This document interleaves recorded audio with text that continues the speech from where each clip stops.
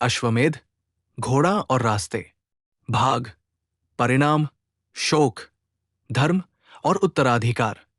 नमस्कार दोस्तों, स्वागत है आपका हमारे पॉडकास्ट महाभारत कालजयी कथाएं बच्चों और बड़ों के लिए के इस खास एपिसोड में। आज हम बात करेंगे उस दौर की जब युधिष्ठिर ने अश्वमेध यज्ञ के जरिए अपने राज्य की एकता और धर्म की पुनर्स्थापना की। कहानी है एक घोड़े की जो न सिर्फ रास्तों पर चलता है बल्कि दिलों को भी जोड़ता है। तो चलिए शुरू करते हैं। युधिष्ठिर, जिन्हें हम धर्मराज के नाम से जानते हैं, पांडवों में सबसे बड़े और सबसे धर्मपरायण राजा थे। उन्होंने महाभारत के भयंकर युद्ध के बाद अपने राज्य को फिर से एकजुट करने की जिम्मेदारी ली। युधिष्ठिर का भाई अर्जुन, जो धनुर्धर और योद्धा के तौर पर विख्यात थे, इस काम में उनके सबसे बड़े सहायक बने। युद्ध के बाद की स्थिति बहुत नाजुक थी। पूरा देश जख्मी था, रिश्ते टूटे थे और कई क्षेत्रों ने अपनी आजादी की घोषणा कर दी थी। युधिष्ठिर ने यह तय किया कि वो अश्वमेध यज्ञ करेंगे। ये यज्ञ एक विशेष घोड़े के साथ किया जाता था, जिसे खुला छोड़ दिया जाता था कि वो अपने आप रास्तों पर घूमे। जहां कहीं वो घोड़ा जाता, वहां के राजा उसे पकड़ने की कोशिश करते और अगर वे सफल न होते तो वे युधिष्ठिर के अधीन स्वीकार किए जाते। ये समय था लगभग युद्ध के तुरंत बाद, जब पूरे भारतवर्ष में अशांति थी। तो उस घोड़े का सफर शुरू हुआ। वो घोड़ा जैसे ही बाहर निकलता, रास्ते में अनेक प्रदेशों से गुजरता गया। पर यहां बड़ी बात यह थी कि अर्जुन ने युद्ध नहीं छेड़ा। उन्होंने तलवार नहीं खींची, बल्कि संवाद किया, समझाया और विश्वास बनाया। यहां हम समझ सकते हैं कि असली राजतंत्र की ताकत तलवार की नोक से नहीं, बल्कि लोगों की सहमति से होती है। अर्जुन ने हर उस राज्य के राजा से बात की, उनके दुख समझे और उन्हें भरोसा दिलाया कि युधिष्ठिर का शासन उनके लिए न्याय और सम्मान लेकर आएगा।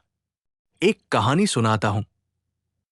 जैसे किसी परिवार में झगड़ा हो जाता है, सब अलग अलग कमरे में चले जाते हैं और दूर दूर बैठ जाते हैं। अब ऐसे में अगर बड़े भाई चिल्ला चिल्ला कर अपना हुक्म थोपे तो परिवार टूटेगा।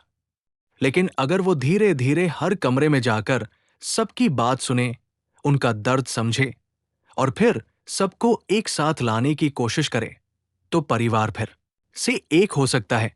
ठीक ऐसा ही अर्जुन ने किया। उन्होंने जबरदस्ती नहीं की, बल्कि अपने व्यवहार और समझदारी से उन राज्यों को अपने पाले में लाया। नतीजा ये हुआ कि बिना अनावश्यक रक्तपात के युधिष्ठिर का राज्य फिर से मजबूत हुआ। इस प्रक्रिया में अनेक ऋषिमुनि भी साथ थे, जिन्होंने धर्म के सिद्धांतों को याद दिलाया। उन्होंने बताया कि राजा की जिम्मेदारी केवल राजसत्ता स्थापित करना नहीं है, बल्कि अपने प्रजाजनों के दुख दर्द को समझना और उनका कल्याण करना भी है। युधिष्ठिर ने भी इस बात को स्वीकार किया। उन्होंने समझा कि राजा वही होता है जिसके शासन को लोग अपने दिल से स्वीकार करें। जब लोगों की सहमति होती है, तभी सच्चा और स्थायी शासन बनता है। ये उदाहरण हमारे लिए भी बहुत महत्वपूर्ण है। चाहे परिवार हो, स्कूल हो या कोई भी समाज, जब हम दूसरों की बात सुनते हैं, उनका सम्मान करते हैं और बिना जबरदस्ती के समझौता करते हैं, तभी हम सही मायनों में एकता और शांति ला सकते हैं। अंत में युधिष्ठिर ने अपने उत्तराधिकार का भी ध्यान रखा। उन्होंने अपने भाइयों के साथ मिलकर राज्य का संचालन किया ताकि कोई भी क्षेत्र उपेक्षित न रहे। यह भी एक बड़ा सबक है कि नेतृत्व अकेले किसी एक व्यक्ति का काम नहीं, बल्कि सहयोग और समझदारी से करना चाहिए। तो दोस्तों, इस कहानी से हमें ये सीख मिलती है कि सच्ची शक्ति तलवार या बल से नहीं, बल्कि संवाद, सहमति और धर्म से आती है।